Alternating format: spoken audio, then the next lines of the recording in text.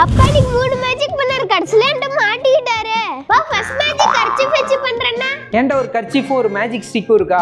கர்ச்சீஃபும் magic ஸ்டிக்கும் இருக்கு. இப்போ இந்த மேஜிக் ஸ்டிக்கால இந்த கர்ச்சீஃப் அடிச்சனா அந்த கர்ச்சீஃப் ஆட்டோமேட்டிக்கா காணாம போயிடும். கர்ச்சீஃப் எங்கப்பா போச்சு? இந்த மேஜிக் ஸ்டிக்ல ஒரு ஸ்ப்ரிங் இருக்கும், அதுல ஒரு கூர்ப்பான ஒரு கொக்கி இருக்கும். அதை எடுத்து இதுல மாட்டி விட்டு கிளாத்ல அந்த கொக்கியை ஓங்கி அடிக்கிறப்ப அந்த ஸ்ப்ரிங் வந்து கிளாத்தை உள்ள இழுத்துக்கும். செகண்ட் மேஜிக் கார்டு வச்சு பண்றேன்னப்பா. ஏன்டா ஒரு ப்ளூ கலர் கார்டு இருக்கா? ப்ளூ கலர்ல கார்டு இருக்கு. இப்போ இந்த ப்ளூ கலர் கார்டை சின்ன ஷேக் பண்ண நமக்கு ரெட்டா மாறிட்டே வரும். கம்ப்ளீட்டா ரெட் கலர் கார்டா மாறிடுச்சு. எப்படிப்பா ப்ளூ கலர் கார்டு ரெட் கலரா மாறிச்சு?